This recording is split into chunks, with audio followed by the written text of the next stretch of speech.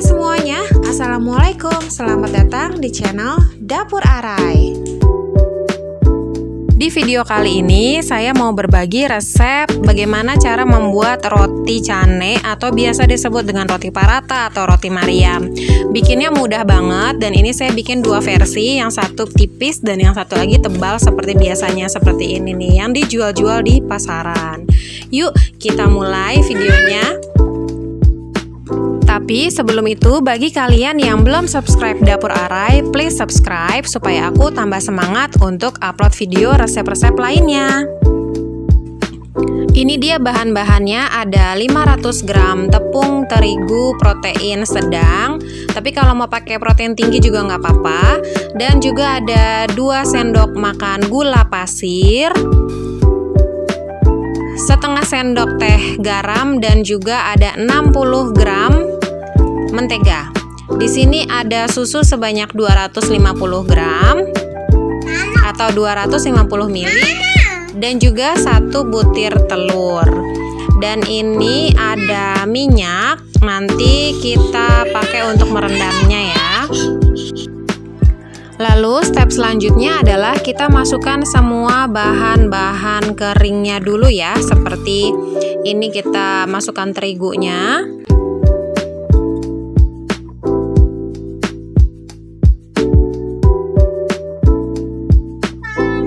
Lalu lanjut dengan gula pasirnya.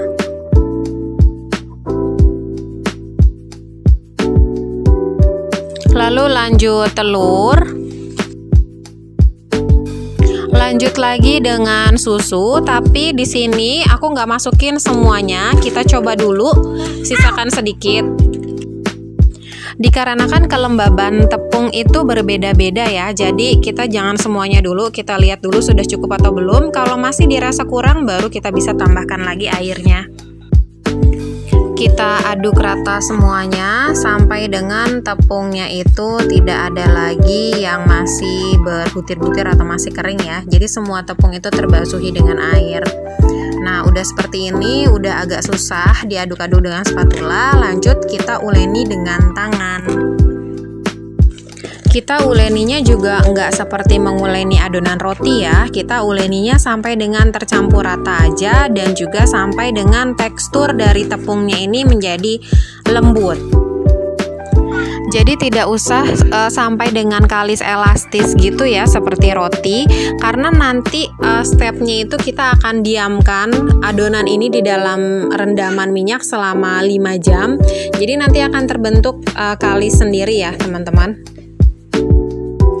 Setelah adonannya menjadi seperti ini, sudah menyatu semuanya, lalu lanjut kita masukkan untuk garam dan juga menteganya. Lalu setelah ini kita lanjutkan untuk menguleninya ya, sampai dengan adonannya ini menjadi lembut. Di sini aku mau pindahin adonannya ke bidang datar aja supaya lebih gampang untuk menguleni. Bisa dilihat di sini saya menguleninya itu nggak pakai tenaga ya, cuman dari telapak tangan itu aja. Jadi lipat, putar, lipat, putar, lipat, putar.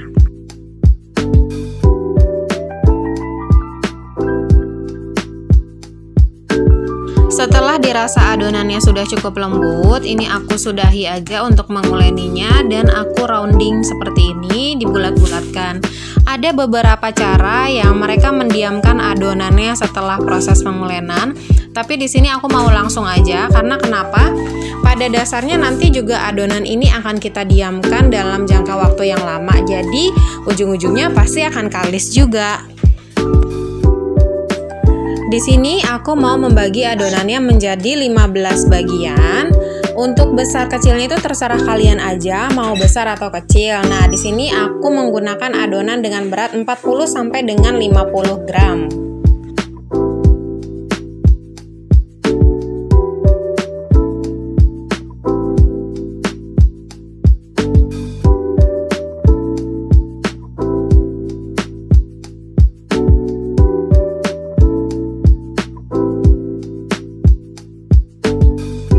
Setelah kita bagi adonannya menjadi 15 bagian, tahap selanjutnya adalah kita rounding supaya lebih memudahkan aja saat nanti kita merendam.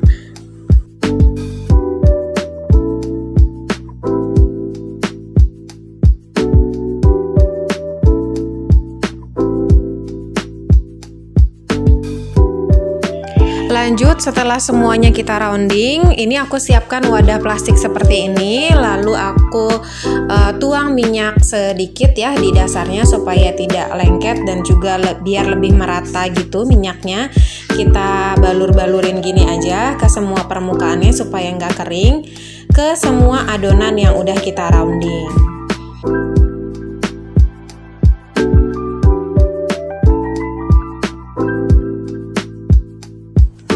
Setelah semuanya terbalurkan dengan minyak, kita tuang sisa minyaknya ke dalam wadah supaya adonan ini terendam dengan minyak. Dan inilah proses supaya adonan menjadi kalis elastis ya.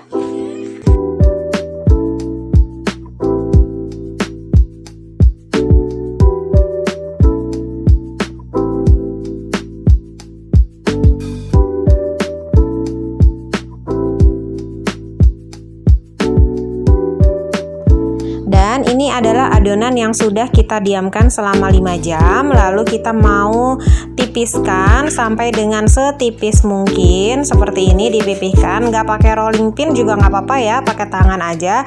Dan lihat ini adonannya lentur banget, mau kita bawa kemana aja dia juga pasti nurut, bisa setipis mungkin. Setelah kita rentangkan sampai dengan setipis ini, lalu nanti akan kita potong-potong, tapi jangan sampai putus ya motongnya.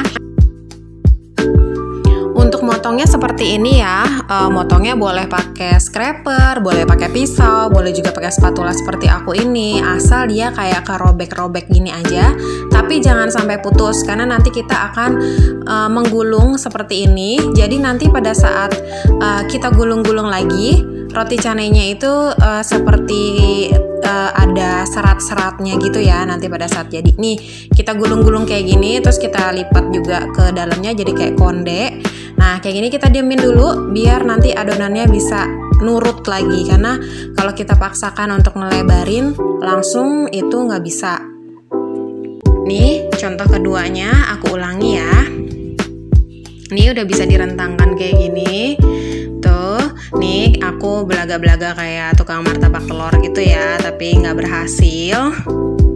Nih udah setipis seperti ini. Tuh, kita rentangkan. Kalau adonan kalis elastis dia nggak akan robek ya. Kayak gini, kita potong-potong lagi sama kayak tadi, potong-potongnya jangan sampai putus. Kayak gitu, terus kita gulung. Kita jadikan satu. Kita gulung-gulung, kita tarik dulu ke gulung-gulung, tuh kita gulung-gulung kayak gitu, kita sematkan ke dalam, nah kayak gini, lalu kita diamkan dulu. Nah begitu seterusnya ya, sampai dengan adonan habis. Nah ini aku mau bikin dua versi, karena anak aku itu sukanya yang crispy-crispy gitu, jadi nanti untuk versi yang kedua, aku nggak mau gulung-gulung, tapi cuma dilebarkan seperti ini aja, terus langsung dipanggang.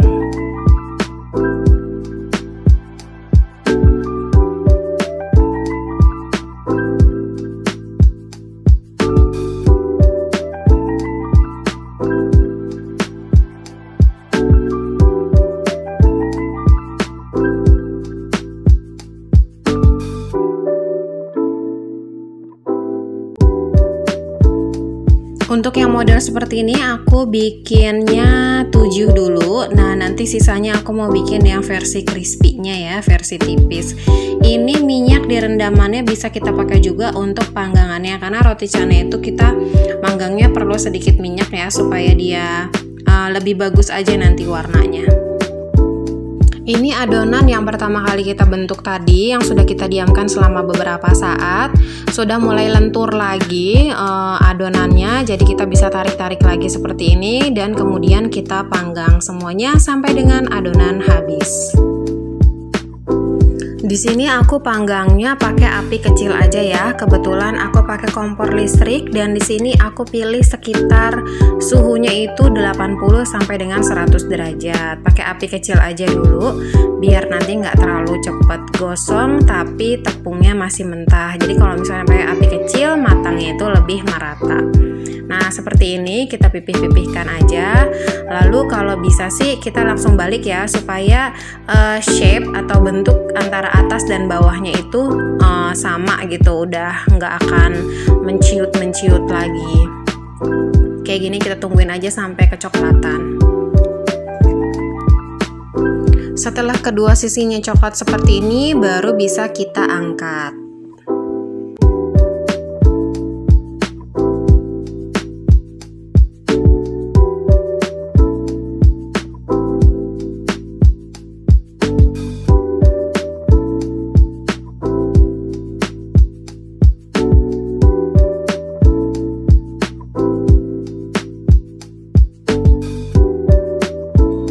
Dan untuk model yang ini aku nggak pakai dipotong-potong kayak tadi, digulung-gulung seperti konde itu ya. Ini jadi dipipihkan aja sampai dengan setipis mungkin, sampai dengan selebar mungkin, lalu langsung dipanggang. Nanti hasil akhirnya kalau dia sudah mengering di panggangan itu akan menjadi crispy. Dan ini dia hasil roti canai yang udah kita bikin. Ini yang versi crispy, yang tipis tadi, dan yang ini versi yang biasa, yang sering kita lihat pada umumnya. Seperti ini, agak tebal tapi dia lembut ya, nggak alot. Sampai di sini dulu share resep kali ini, ditunggu video resepku selanjutnya. Dan bagi yang belum subscribe, klik tombol subscribe ya. Wassalamualaikum.